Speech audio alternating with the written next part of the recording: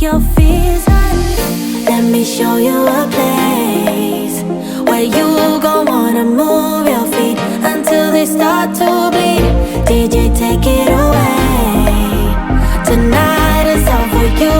Let's get your house ready to list and show ready, okay? What do you notice when you pull up to a house and walk through the front door? First impression, is the grass cut? Is the paint looking good? Does it have curb appeal? So we want to make sure these buyers don't turn around and they actually get inside. So we want to make sure that your house, if it needs paint, we want to give it a fresh coat of paint, or maybe the door needs to be painted. You can always throw some grass seed or fresh sod in the front yard. A little bit of mulch and a couple inexpensive plants goes a long way, okay? That gets people in the door. Now, second thing, does it smell good when these buyers are walking through the door? If you have animals, sometimes they can make your house smell a little bit like an animal, whether it's a cat or a dog. So we want to really make sure that, one, the house is clean and cleaned on a regular basis, and two, we want to put some plugins around the house, some air freshener. The scents that I would suggest are to stick with the clean and fresh scents or the laundry scents. Another one, we are in Florida, so we can kind of do some beachy things too. And I like to put the beach scents in my bathrooms personally. And we don't want to overpower them either.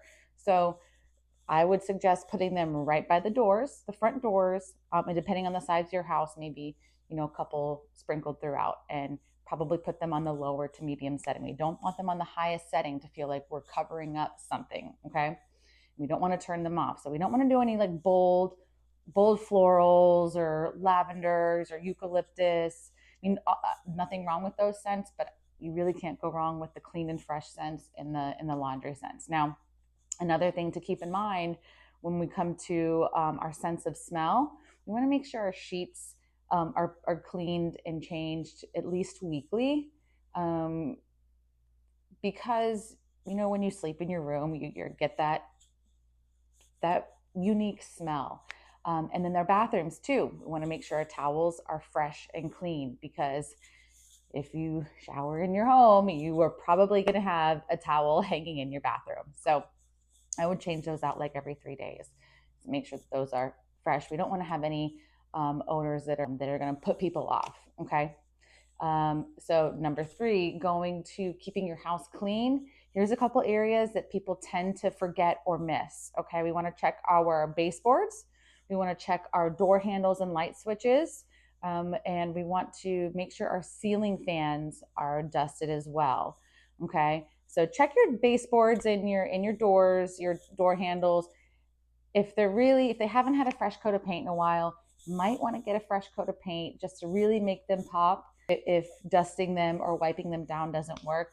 But I think these 3 things are going to be really, really great. And then another thing I forgot to mention, your windows. If you have sliding glass doors, make sure those are clean, especially if you have animals and small children. You have fingerprints all over them. If you have a dog, your dog tends to breathe and drool all over them. I have a dog. My dog does that. So we have to keep our windows and especially our sliders clean. So I'll be having other videos set up to show you how I clean these areas and giving you special tips and tricks and products and things that I use. But these are a couple things that you can use to get your house ready and get buyers in the door and hopefully get a successful offer and closing. So